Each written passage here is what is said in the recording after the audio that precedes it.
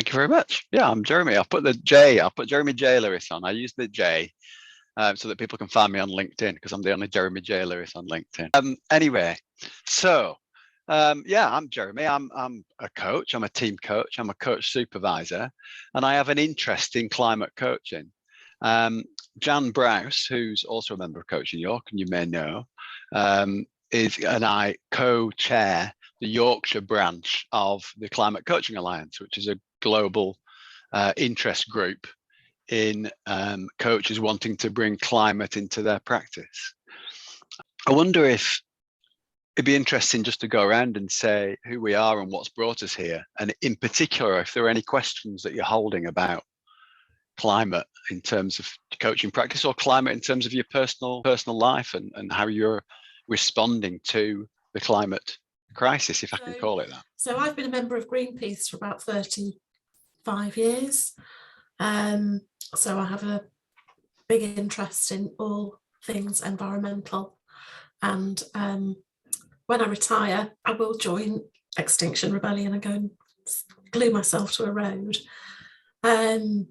So I'm just really curious to know how you bring sustainability and the environment into coaching. Yeah. And are you, who do you coach? Can you tell me a little bit about your coaching? Yes, so I coach mostly leaders, mostly sort of fairly senior leaders, but not exclusively. And actually, the reason I'm curious about this is because I would have a real reservation of sort of imposing my views on other people, which is why I'm quite curious to understand how you, what you do. It's one of the common questions that people bring to these sorts of conversations. So yeah, thanks for that. Thanks for sharing that. Fantastic. From a coaching point of view, I don't work in the sort of environmental space at all directly. So the majority of my work is career coaching, and do some executive coaching as well. So as an area, this is quite new for me. So I see this as a bit of CPD, and an area that I'm really curious about and interested in. I think as a family, we're conscious of, very conscious of the environment, and making small changes to the way that we live. We've just gone down to one car, and deliberately, but predominantly from an environmental perspective. If I'm totally honest with you, Jez, I find it a bit overwhelming, because we're involved in lots of other aspects, social justice and stuff like that. And my small brain can only cope with so many things. So I see it as mega important, but I sometimes feel overwhelmed with it. So well, this is for me. This is for me is educational, and also looking potentially about how I could start to incorporate this into my coaching practice. Yeah, cool, fantastic. It is an overwhelming agenda. It is overwhelming, and there are a lot of reservations about how can I take a stance on something in coaching with non-directive, and I go with my client's energy and all that stuff. So yeah, fantastic. So I've been on a bit of a journey with this. I think maybe 3 years ago, didn't really take the climate crisis as seriously as a crisis as it was. And I was reading recently a book, and actually posted the quote on LinkedIn. There's somebody writing in the 80s saying, we know that the issues with the climate are world changing. We need to do something now. So this is 20 years ago. So I'm thinking, what have I been doing for the last 20 years? It's another one of those. It's one of those issues that kind of really bites when it starts to affect you personally. Always been conscious of the need to minimise polluting activities, just because that seemed like a sensible thing to do. But the extent of the crisis that we're in has really come home in recent years, I have to say. So some of the issues that are interesting. There's some issues interesting to me personally, and also in the back of my mind. An interest as chair of Coaching York as whether it's appropriate for Coaching York to have a particular view on climate, or whether we just hold it as one of those things that different people have different views on, and we just create the space for it. But for me, some of the tricky questions are the one Rob mentioned, which is how do you ground this issue in something which is manageable for an individual or for an organisation? Yeah.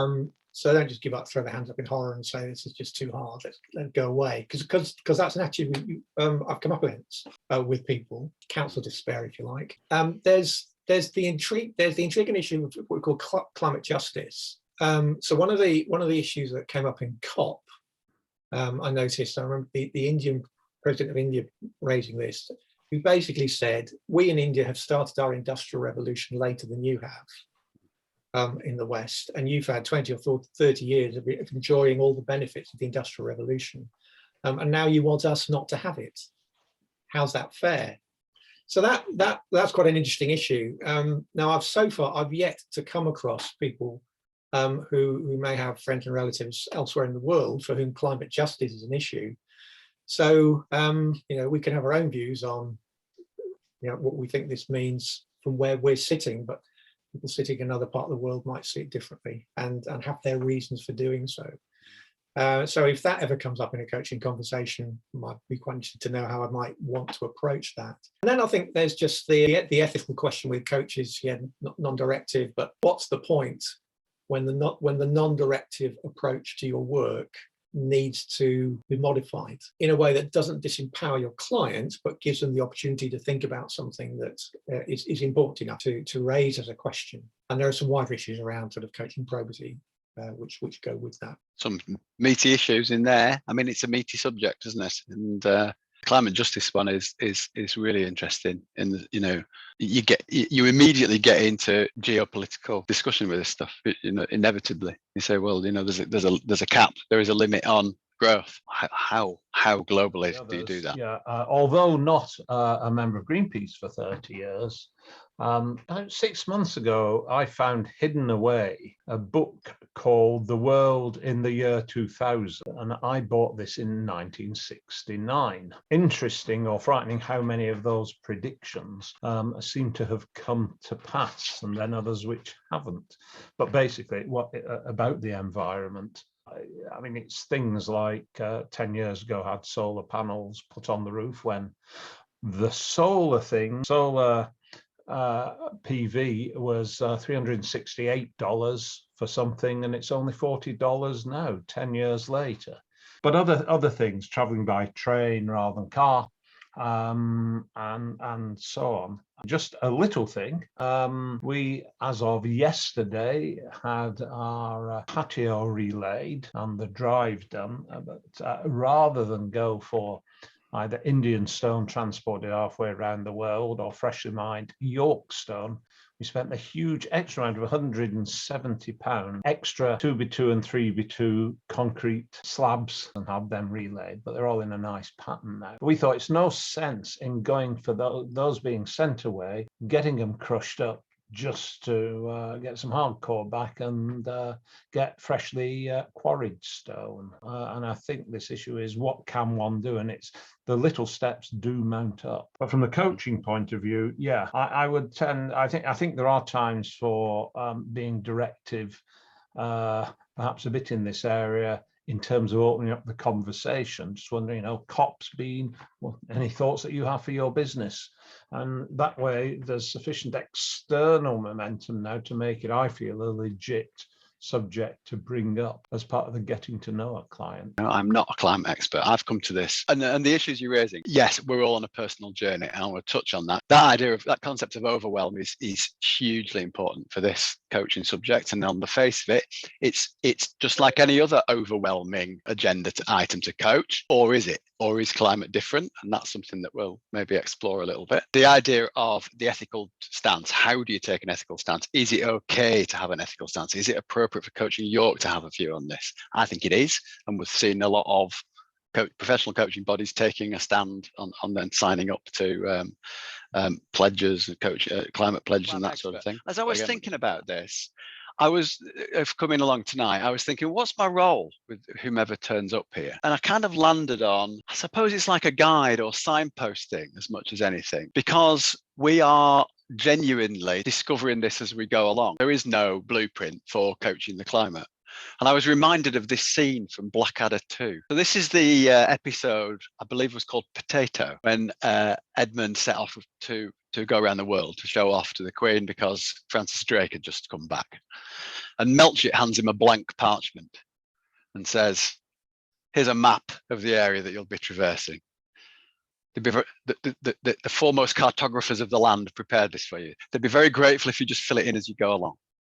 And I kind of get that sense with this agenda, that we have to find our own way through it. It is both completely new and unavoidably the most important crisis humanity's ever faced, in terms of the existential crisis that we are finding ourselves in, not for us, not for our children, but for our children's children. Now, thankfully, there are some guides out there that we can make use of, and I immediately want to refer to this very useful 5-point model from Peter Hawkins called the eco-phase model. Has anyone seen this before? During lockdown, all my business walked out the door, as a lot of people's did, I guess, and I spent a lot of time reading and thinking and trying to work out what kind of world I wanted to live in, and opened my eyes up to a lot of what was going on in terms of the social, environmental, and economic crisis. So this model, and I created my own 10-point journey. I was going, I can talk about this, I can share this with people. And then I discovered this simple 5-point version that Professor Peter Hawkins of Henley Business School had put out there. It's on the Climate Coaching Alliance website. Now, I'll mention the Climate Coaching Alliance at this point. This is a global not-for-profit organization. It's completely free to join. There's a website. You literally just sign up and turn up to a new member orientation and just go along when you can.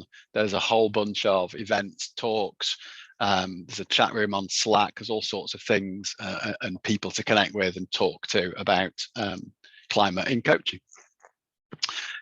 So this model is on their website, and I found it very useful in terms of the journey that we're on, in terms of that, building, linking the personal with the professional.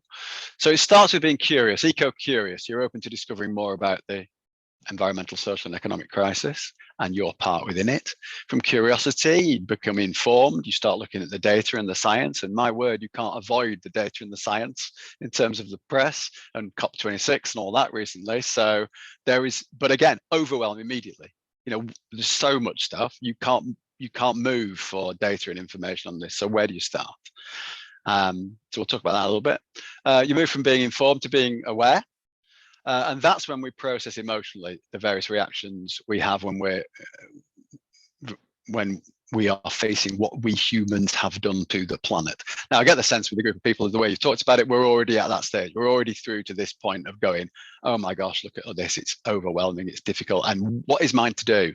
One of the great questions Climate Coaching Alliance has put out there and did a whole series of webinars and events around was the question, what's ours to do? What's mine to do? And that's a really lovely way of opening up open, genuine questions around, well, what can we do? How can we try this stuff? How can we build it in? How can I introduce it into a conversation? When is the appropriate point to introduce it into a conversation? And you start getting engaged. So the next phase from being aware is being engaged, and you start to develop the skills to bring this topic appropriately into your coaching relationships.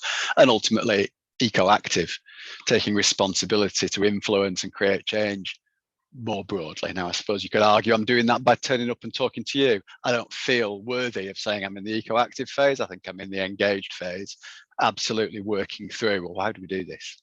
How do we, and I've tried to bring coaching into conversations, and it's not gone very well. And I've tried other things, and I've talked to other people, and we're all trying things out. So let's share some of that, and let's see what you think too. So that's a broad model that I find very useful. Any thoughts or comments on that at that stage? I think I agree with you, engaged in my phasing, if you will. But that's perhaps one of the key things, isn't it? To be simple, to be understandable. Yeah. And we're not saying you need to do anything, but this is a good way to think about it. What stage are you? Yeah. And how do you move to the next stage? Yeah. How do you?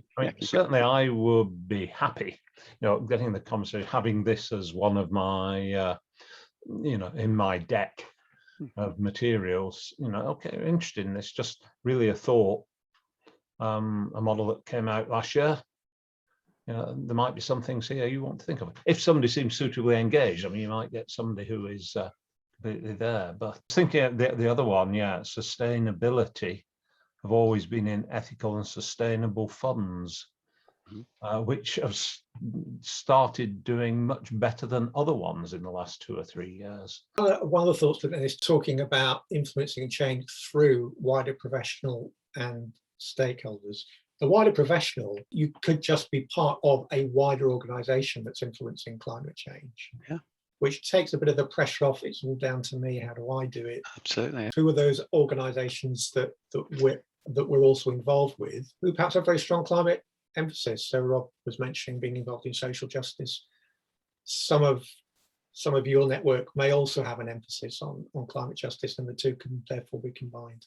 And I think that totally works in organisational settings as well, in that leaders who are grappling with this and feeling overwhelmed, engage your staff in the conversation, get some little drop-in sessions, some workshops. There will be people doing stuff. There will be people who are part of, an Extinction Rebellion, for example, will come and engage in conversations with corporates, for example. I know I was talking to the Institute of Chartered Accountants, and they had invited Extinction Rebellion in to meet their leadership team and sit and have a good chat as they were thinking about their eco credentials and what they were going to do in the climate space for the accounting profession, for example. I was just going to say I do really like it as a model because it's simple. I'm definitely at the aware stage. Yeah. As I say, the reason that I'm here is to understand about moving to that engaged stage, I suppose. Yeah, absolutely. And a lot of the Climate Coaching Alliance workshops and seminars will say which stage it applies to. What they're putting on. So this will apply to people at all stages, this will apply to people at the engaged stage, that kind of thing. So it's quite easy to find things that will be of interest as well if you engage with that particular organisation. Stolen with pride, as long as it's reference, he's happy for this to be out there and being used. I've actually adapted it for local government, which is my coaching client base, and I've put different words around it, and I've tried to engage in the sector that I coach in with it to limited success at this stage. I have to say they're doing great things in local government, but not thinking about coaching particularly. Anyway, there you go. More work to do on that one. Moving on. Now I'll whip through these because these are just some of the first few stages. I don't need to tell this group that our house is on fire, or our office is on fire. The place we work is on fire. So stop and start thinking about putting it out. But these are the questions when you're curious, is to encourage people to take notice, really, to notice that if you broaden the lens of whomever you're talking to, and that, for example, people talking about stakeholders, and we broaden the lens to, well, if you're breathing air, the planet's your stakeholder. That's a conversation that's doable with people who are still denying that they can do anything about it. Raising questions like, if you genuinely consider the planet as a stakeholder in all your decision making, that would make a huge difference because it will change the outcome of your decisions. It will affect the outcome of your decisions. And I use that with clients when we're getting into, what are your goals? It's organizational clients, that is, in terms of coaching goals. And when we think about the impact that organization is having with its customers, with its suppliers, with essentially its business ecosystem, well, let's broaden that out. What are you doing in the community? What are you doing? What about if we widen that lens to a planetary question? And what would happen if we included the planet as a stakeholder? Assuming that you've got an inkling of, we need to do something about climate, So that's a way into it anyway. So eco-curious. Why are dramatic, unthinkable events cascading across the news headlines every day? Realizing that our office is on fire, being open and curious to the world that we're living in, paying attention. And from there, we get into this eco-informed stage. What kind of world are we living in? That's where you become informed. You folks know this on the call. Everyone became preoccupied with the pandemic, with the vaccines and the situation that we're at. We seem to be coming out of that. A lot of long-term strategies have been put on hold. Organizations are bringing those back on the table now. This is the moment where we say, what are we ready to let go of? What do we want to keep that's been good through that period? I mean, you remember the first lockdown when, wild animals were seen roaming the streets of Glasgow. The planet will recover if we give it a chance. What do we want to let go of? What do we want to keep? How do we restore local communities, tackle social inequalities, rebuild economies, and do it without harming the planet, do it green at the same time. So those are the kind of questions that I would encourage asking corporate clients. Again, I do a lot of my work with organizations rather than individuals in my coaching. But leadership stuff. Janet, you talked about coaching leaders and execs. Surely they're asking these strategic questions now. And how do you build this stuff in? Have you thought about the planet? Have you thought about the climate? It's a relatively easy question. It's a prompt. Here are 3 books. You may well know them all. But if people are asking, we had someone at one of our climate cafes. So every other month, Jan and I host a climate cafe for the Yorkshire community section of the Climate Coaching Alliance. Steve's been to a couple of them. Last time, were you there, Steve? We had someone came along and said, "My client's asking about climate. I have no idea what to do. I don't know anything about this climate agenda." And we pointed her at books like "There's No Planet B," Mike Berners-Lee, fabulous book, really nice, punchy examples of real things that you can do and facts and figures that are extremely accessible. Quite amusing too in places. I've seen him speak, I've seen him talk to this book, and he was brilliant on stage. If people are interested in going beyond and the environment and thinking more broadly about the socioeconomic situation, I would highly recommend Clear Bright Future by Paul Mason, which is about a return to Aristotelian values of living a principled life. Extremely critical of neoliberalism and global economies and things like that, if you're into that.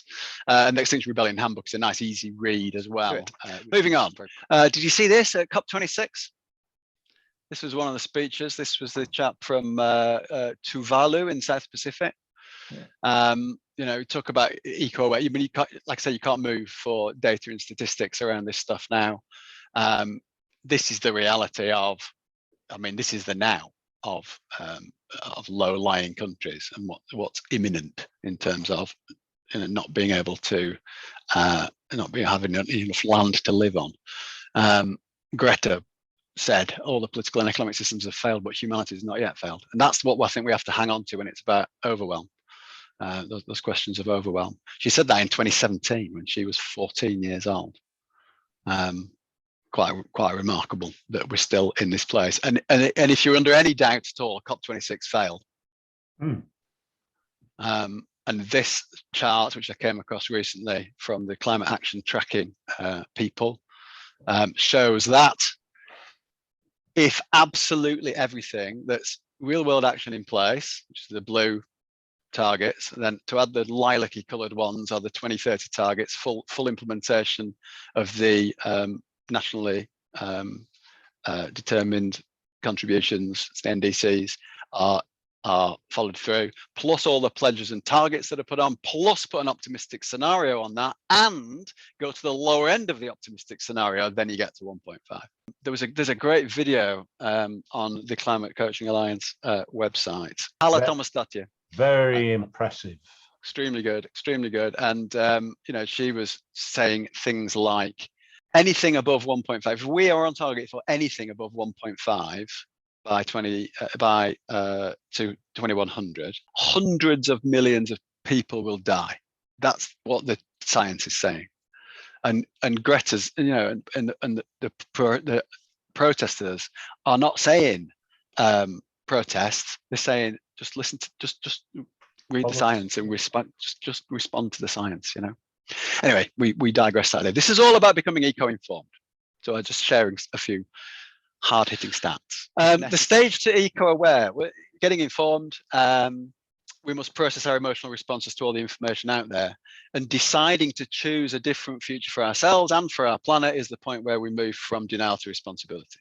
And that's the point that we're all at, I think, of going, it's time to be on the right side of history. It's time to put my head above the parapet and find a way to do this. So the question becomes eco-engaged. I don't want to look back at retirement, Jeanette, and go, which isn't that far off, and go, what were all the coaches doing when we allowed this temperature to go this way? What were we doing? We have influence. We do it in a very non-directive way, but we have influence over the leadership of organizations and leaders within in positions and people's lives if it's life coaching. And yet there's that ethical question, isn't there, of how do we do it?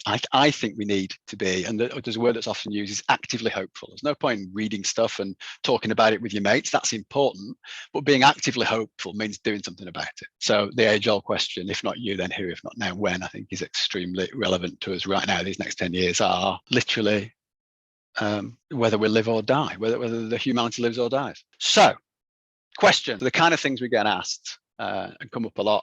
How do I coach this topic when asked? Why is climate different to other coaching topics? You could coach this just like any other leadership topic, any other life topic, but I think there's something about the existential nature of it that makes it different, and the fact that we are all on our journey, definitely.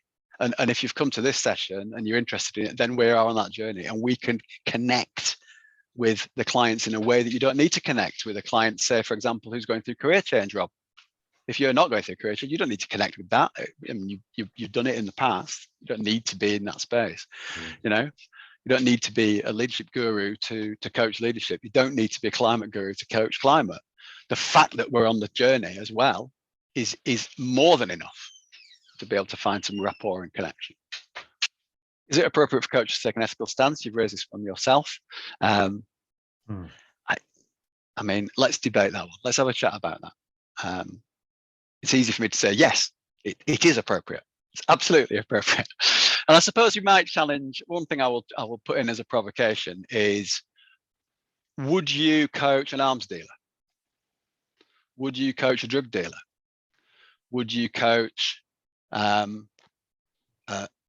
fascist dictator of a country? And the answer might be, well, it depends. Do they want to learn? Are they open to learning? Are they open to changing? Or you might say, no, I draw a line somewhere. I have spoken to coaches since we started this journey and started talking about this stuff, who have built this into contracts and expressly talk about it, say, I'm really into climate, what's your stance on it? Before they will agree, and they will do it in chemistry, and they will not work with people who aren't on the same path, or are interested in being on the same path, aren't open to it, for example. That's one way to go. I don't think you need to, but there's something about values as well, not just an ethical position. Anyway, let's talk about that. When do we bring climate into the coaching conversation? So there you can do it. You can do it at chemistry. You can do it at contracting. You can do it if it comes up as a business agenda. Do you always have to bring it up? Not necessarily, unless you go, I'm a climate coach. This is what I do. Come work with me if you're interested in climate. You know, we have someone that came to one of the climate coaching climate cafes, who's a sustainability mentor. And that's his proposition. I will help. I am a climate expert, he was saying, and I do know all this stuff, and I can mentor using coaching and mentoring skills organizations to make sure they're doing the right sort of things. Great. That's his way of doing it. That's one way of doing it. And maybe mentoring is a way to get over that ethical boundary of being more directive, perhaps. Where can I get support as I work through this? Well, here we are. And things like Climate Coaching Alliance. I think, Jez, going back to what you were saying about chemistry, if you're working with an individual, often in chemistry calls, both parties are looking at finding out just more about the individual as a human, not just in either as a coach or a coachee. Mm-hmm. And so I'd feel more comfortable talking about, people say, you know, what are your interests? I'm happy to talk about sort of social justice and stuff.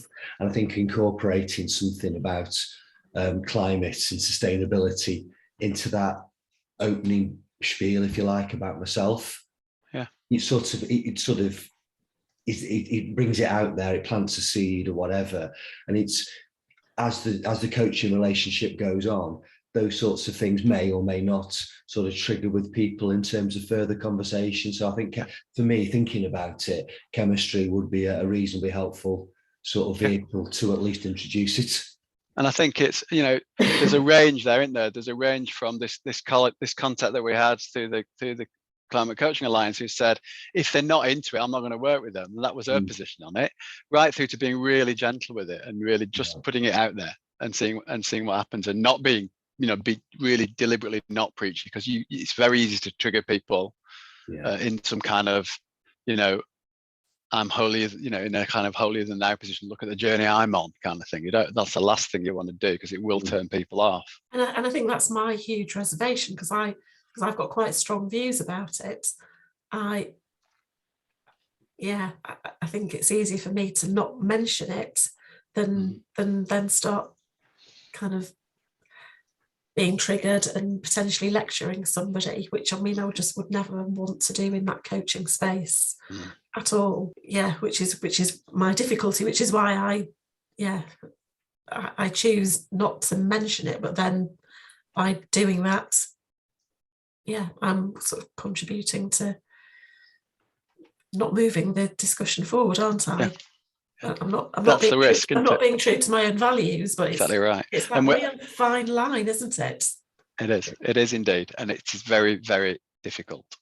And I think the thing that happens for me, the question that unlocks this for me was that question: what's ours to do? What's mine to do on this agenda? Here I am with this profession and this opportunity of helping people. And if people want to be on that journey, yes, we can help, absolutely. And what's wrong also, once you've broached that subject and you have got a connection with someone around that topic, we can contract for whatever's helpful, can't we? We can be more directive when it's appropriate to be more directive. And whether you think of it as the coaching spectrum from directive to non-directive and where we choose to be on there, or whether you think of it as a kind of like a situational leadership sort of model, the Hershey-Blanchard model with the four boxes. Sometimes people need a little bit more support, a little bit more leading to get into the right space, and then they're mature enough to let them go on their own. And that's where I think the eco-phase model really helps. How much have you read into the subject? I don't know anything about it. I feel overwhelmed by it. I'll try this. And you kind of need to have read some of the sort of know where to point people at. So one of the things that sort of come to me as I'm listening to this is about how you can tie the subject of climate into other issues that are, to begin with, might be more primary concern to the client. The obvious one is, well, who is the client working with and what are their interests? And actually the circular graphic that she showed, Jez, I'm thinking I could even put that in front of a client and say, where would your stakeholders map onto this? And how much of an interest is that for them as a way of introducing the subject? We could consider that in a commercial setting. We're currently working, Steve and I, with Fiona, working on a tweak to one of our contracts, and the issue of extended travel came up in the contract tweak. Well, part of what will shape our response to that will be actually minimising travel is something that's important to us. And actually, you as the client could do some things your end to ensure that travel is minimised between the coach and the client. And that's also a way of introducing the idea of climate awareness. And I'm just thinking about other clients who may have their own good causes, for want of a better word, that they are applying themselves to. One of the a very helpful books I read, even though his first language isn't English, was one of Pope Francis' encyclicals. I don't speak Latin. Laudato Si is what I'd call it. But one of the things he talks about there, and this is from his background of working in South America, was the link between climate change and its effects on poverty, and also its effect on whole communities.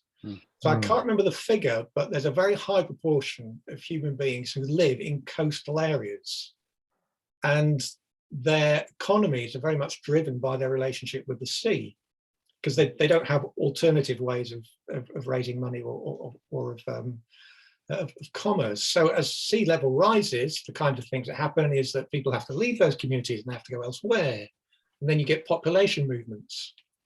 And we've seen in Europe, just with the failed states in the Middle East recently, about how population movements affect us. And they do affect us directly. And you can start making those links. And so there's potentially a conversation you could have with the client. So, well, you're concerned about poverty or human trafficking or whatever. Well, actually, there is a climate dimension to this. And to bring those together. And actually, so whilst we're thinking about this, have you thought about your stance on climate and how having engagement with that could also have a positive impact on some of the other things that you're concerned about. Sorry, you just got me thinking, Jeff, about kind of corporate social responsibility. And one of my areas of interest is employee engagement. And actually, for me, the employee engagement angle would be a safe way to raise it, because actually when you're looking at kind of Generation Z and millennials, actually this is such an important topic to them, that actually by engaging organisations, senior leaders in it, that is there a risk of this being greenwashing? But actually there is a strong rationale for them to get involved, other than the altruistic reasons, but actually in terms of engaging their employees, and getting that, kind of bringing everybody on the journey together. Yeah, I could see that working. Brilliant. And I think the fact that this term greenwashing is taking hold, I think is really helpful, because this is what sets this agenda apart from others. Because if the leaders of organisations aren't taking it seriously, and the only way to demonstrate that you are taking it seriously is to lead in your personal life. You might not shout about it, but you've got to do something. If you're not doing something in your personal life and you're trying to do something in your professional practice, whether that's the leader of an organisation or whatever, it's just, you will very, very quickly get found out. But I think that one there, the employee engagement, life's going to be pretty horrible for grandchildren, certainly, if not in later life, 30 years' time for the current ones. And these, I think that is the thing. Now, is that because I'm more aware and more interested in it compared to some who are still hiding under stones? But I think the sustainability, so in terms of, where do you want to take this organisation longer term, your legacy as a leader is one of the things for me. If you're looking at legacy more than 5 years, and you've probably moved organisations by then, but what will you have done? Bringing back to the question you posed earlier, what can I do? Yeah, what's mine to do? Yeah, legacy is a good way in for sure. I've heard some good stories about getting into the conversation with leaders at certain life stages around what's their legacy, and certainly what's their legacy for the organisation and for the wider community, and therefore for the planet. It's just about widening that lens all the time and taking it to its, we do it in coaching, don't we? When we do any work on boundaries, we go on, what's beyond that boundary, and what lies beyond, and how does that look, and how does that feel, and what lies beyond that? What happens when you get to a planetary scale? You kind of stop, unless you're Elon Musk, we kind of stop. We've reached the limit of our influence. And that's the one thing I talk about with organizations, is where is your leadership influence extending to? And, they will go to community, and they will go to the supply chain. And it's just about going one further step and saying, what about the planet? What's our commitment to the planet? And I do genuinely believe at organizational level, bringing the planet as a stakeholder into decision making is a easy thing to say, but a difficult thing to do. If it's genuinely embedded in decision making, then it will make a difference. How many years ago would we have to go back before officers were recycling paper and tins and plastic bottles and stuff? It's not that long, and they all did that. It's a little, and they are probably doing lots of little things. When it comes to in piecemeal, and the problem with the agenda is it tends to be done piecemeal in organisations. It's saying just stop and tell a good story, but also work out where that's headed and why you're doing it. And if you just soften the gaze on it, you'll find some key questions that can then be embedded across other areas that you've not thought of yet. And I think planet as a stakeholder is one of those. It's like risk assessments, impact assessments. How many organisations do impact assessments on projects? Does their impact assessment consider the impact on the planet? There you go. There's an easy thing to embed in your risk management processes or your project disciplines. One of my pet projects, pet subjects in the past has been the difference between project world and real world in organizations. And the worst thing you can do is hire a project team to deliver something. You want it embedding in business as usual as quickly as possible. Otherwise, you get an us and them. So all those companies have we've got a sustainability manager. Good for you. You've just created an us and them. That means you don't have to think about it. That means you're denying your responsibility and assuming that they're going to do all that. Think about how you can coach people towards a more sustainable lifestyle without actually talking about climate at all, without actually talking about sustainability. Because of another wider trend, that people are engaging with at the moment, which is how we changed our lifestyle during lockdown. And one of the messages that is certainly coming out from that is a different way that we realised we could live because we had to. So, straightforward things like we don't have to travel so much. It's not essential to do that. We can shop more locally. We can invest in a more local circular economy, because we've found that as a way to live, this has been actually beneficial. Now, obviously, individuals can make their own choices about if they want to carry on with that. But having had that experience, then there's a valuable question to introduce there about is this an experience that you want to keep or sustain? And by the way, whilst you're talking about that, did you realise that this had benefit to the climate? Yeah. And so, what's your response to that? Yeah. You can, if you've got some people for whom the climate flag is red rather than green for various reasons, because there are people who do, then there are other ways of having the conversation with them, which doesn't necessarily, put the pin in the horse, if I can put it like that. I like that a lot, and I think those the sort of questions of what do we want to keep, what do we want to what we're ready to let go of. We don't want to go back to the way things were. We want to do things differently.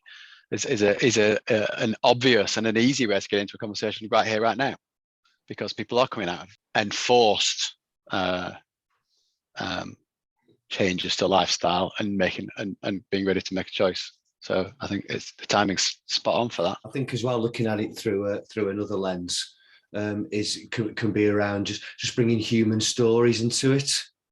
I play a lot of squash, and most of the guys I play squash against are on the much more sort of conservative end of the political spectrum. And when you're talking about refugees and asylum seekers and whatever, they're all a bit like Jeff was saying with the climate, the red flags really to a lot of people, and they automatically associate that level of negativity with it.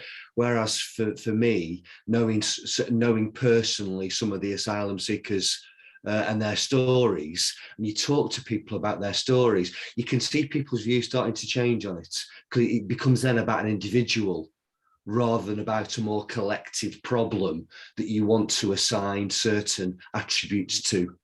And if that can be done in the sort of climate and sustainability space as well, then I think it's got, in some cases, a greater way of it being sort of more acceptable to more people.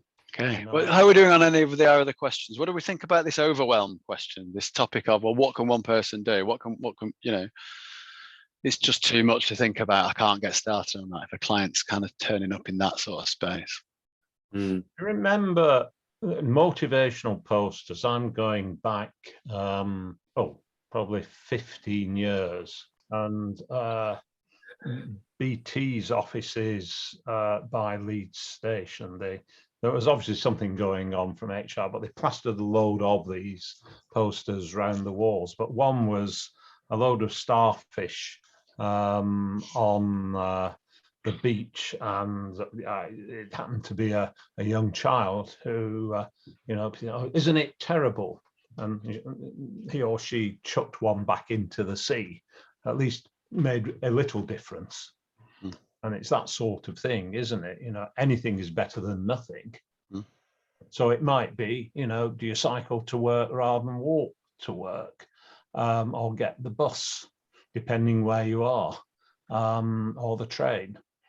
Do you go 100 yards to the shops and by car, or do you walk? It's all those little things. Or do you look for stuff which is UK sourced, rather than getting it with food miles and air miles to come? It's every little helps. That's someone else's gap, isn't it? Yeah. But it genuinely does, doesn't it? If 1 million people make a small step, that's 1 million steps.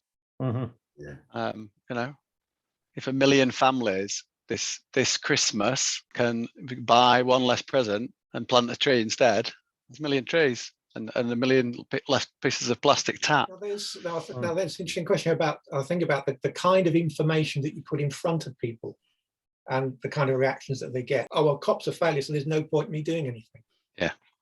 So that actually has had the opposite effect. Yeah. It said, and they're right in the sense of there's something that only governments can do, but the fact that they don't do that doesn't necessarily mean there's not something you can do which is of value. So you won't save the world, but what could you save? And so I think in terms of how we in conversation, how we frame the issue with people, and particularly if you've got something like that, how you can frame the issue in a way that an individual can actually relate to and feel that they're making a difference. Absolutely. Whatever's going to resonate. Yeah, absolutely. Where would you go for that? It doesn't take much of a Google search to find interesting statistics around this kind of stuff. I've used in the past, and I know you've seen it, Jeff, and I think you've seen it, Steve, the Earth Overshoot Day. Do you know that concept? Yes. Do you know that? When a country in a calendar year it actually uses up the resources dependent on the population? It's dependent on their energy, their energy consumption. Yeah, so there's a planetary version of this. So the day in the year that all the resources that are sustainably produced by the planet are used up. And it's something, this year it was something like May the 12th. And last year it was August. So that's like, things like that can be quite stark and hit at the right sort of spot, because you go, oh my gosh, everyone needs to change their energy consumption in order to make that better. You play into the appropriate trigger, I guess, for people to get them engaged in it. But in fact, Earth Overshoot Day is quite interesting because it's broken down by country as well. So that May figure was a UK figure, I think. I think it was if the whole world operated like the UK does, it would be May the 12th or something. This year it would have been. Just going back to Christmas, and I do think buying a tree instead of plastic rubbish is a great idea, but you do need to make sure your tree is sustainably grown as well. But actually also think about making your own Christmas presents and making them out of old things that you've already got. Recycle and reuse. Upcycling, recycling, reusing, repurposing. I do have a few more slides. A couple of slides I just wanted to share with some points to tips and resources and other tools that I found could be quite useful. Neil's Wheel. Anyone come across Neil's Wheel? This is out there for free to use. If I can click on the right button here, using the wheel, there we go. If I click on using the wheel, just to show you where it is, this is what the wheel looks like. Now, this is deceptively simple model. Here's the wheel. Apparently, he's researched this for years and come up with these 7 titles, and he's very adamant that people stick to the words because they've been tested and don't change them. Financial, human, environmental. And these are dotted. You see these dots here? This is kind of sectioned off, and I'll come back to why. Legacy, which we've mentioned. What's your legacy? And that's a potential route in. Values, calling, meaning, purpose, whatever works for the person using it. Whole life fulfillment, enabling greatness in others, and a deliberately blank one. And the idea of and the reason financial, human, and environmental are sectioned off is because they can be thought of beyond self. They can be thought of in those planetary constraints. So we're talking economic, social, and environmental crisis there, if we take it to its logical extreme. So you can deal with that on any scale in terms of it's me, it's my family, it's my organization, it's my future, it's the planet's future, it's whatever. And there's a blank one to fill in for with whichever's missing for the individual. And then the video, so that's the model, really simple. The video that's on there, and there's Neil with his beautiful guitar. We'll talk in about 10 minutes about how to use this model. And there's so many ways of using it and so many opportunities. For example, people score where they're at, do it like a little, where am I now? Where do I want to get to? Or they subdivide the segments and start scoring different elements of it. Or they draw pictures on it, or just start writing notes, and it's a conversation starter.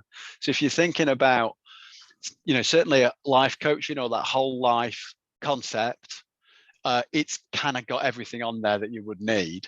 And the way that when you look at the video and see how Neil uses it and recommends it being used, there's so many possibilities with it. I've only just started to play with this with clients, and one found it not helpful at all, and one found it interesting and useful, but I'm not sure we did it in a kind of climate way. We just found it useful from a whole life thinking perspective. Back to the slide. Climate Coaching Alliance is climatecoachingalliance.org. Again, free to use, free to access. This is what this website looks like, just so you know you're in the right place when you land. And there's things on there if you go to events, for example, coming events. And there's the great videos as well that if you want to watch Halla Thomas Dottier, they have the like we do a resources page. So I can't remember which it is. I don't know. Quick mention of that one. Just saying, there's our Yorkshire community group. These monthly members meetings, monthly orientation meetings that are the way into that, to just meet people and to see what's on people's minds. There's our Yorkshire UK community group for December. Our next meeting's on the 8th of December. Very welcome to join us. It's just an hour and there's no expectations at all. It's just come along and bring yourself, well, it's virtual, you know, make yourself a cup of coffee, come along and just share what's happening for you in the kind of climate space, whether it's personal or whatever. So that's Climate Coaching Alliance. And the final one I want to mention, if you haven't seen this, is Count Us In, which is a really great website for personal action. So if people are going, well, what can I do? It's got 16 ideas of things you can do. It breaks them down into the impact and the effort that you will have. So see if you're talking about greening your money, driving electric, get solar, fly less, speak up at work, dial down your temperature at home, insulate your home, switch your energy supplier, talk to politicians, repair and reuse, cut food waste, walk and cycle more, talk to friends, eat seasonal. And you can go in and make a pledge on the website if you want, or you can just read about what other people are doing. There's loads of stories and loads of ideas. And if people want to go, well, what can I do? What's mine to do? Well, here's some ideas. It's quite a useful resource. And that's one of the better ones. There are loads of these out there. I think that's one of the better ones is countusin.org. So there you go. So I just wanted to share those, give you some thoughts. I'll take your views on that in a moment. I'll share that's me on LinkedIn, Jeremey J Lewis. I said there was a J for a reason. You can find me on LinkedIn if you want to connect, if you're not connected. And that's my website, which is all about my supervision practice. So I'll stop sharing that and bring it back to us for 10 final minutes. Any final thoughts, reflections? What's been helpful today? What are you taking away? What are we taking away from this conversation? I think for me, thinking it's been really helpful. Thanks, first of all. I think on the overwhelm bit, it sort of had a bit of a sort of realization as we were going through. It's a bit like when you're coaching someone around what are the problems that are within your control and what are the problems that are outside of your control. For me personally, I find that quite useful in my own head, quite a useful analogy, because when you mentioned about the Earth Day, we've used it all up. I get that. It frightens me, but it wouldn't necessarily spur me into action. But actually being, okay, Rob, so what is it that you can do? You know, we've gone down to one car.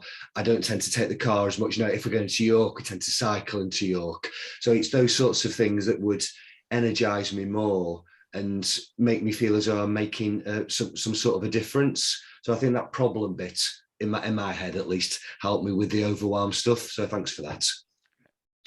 I found it really, really interesting. And I think it's transformed my view of thinking, well, it's not my role to be raising this with my coachees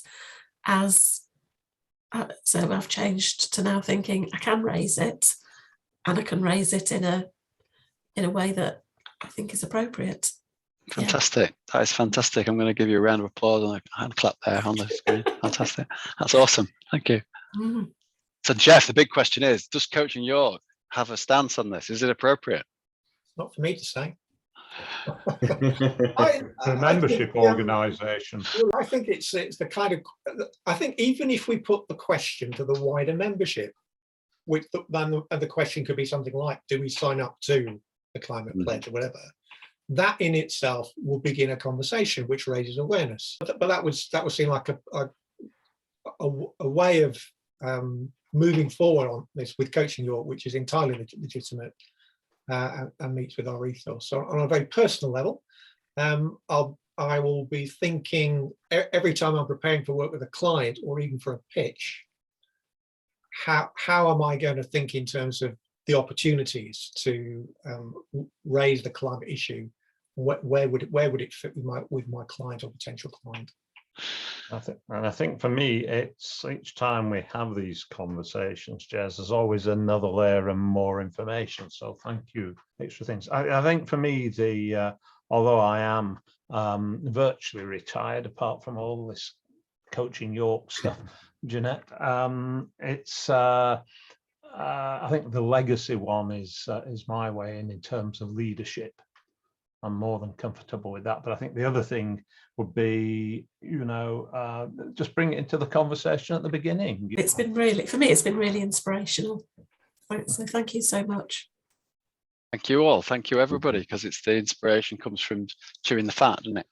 Okay. Well, can I just say, Jez, on behalf of Coaching York and the wider membership who will see this, and who knows who else will see it, because it'll probably turn up on LinkedIn in some format. Thanks for all your hard work on this and the wider work that you do in this area.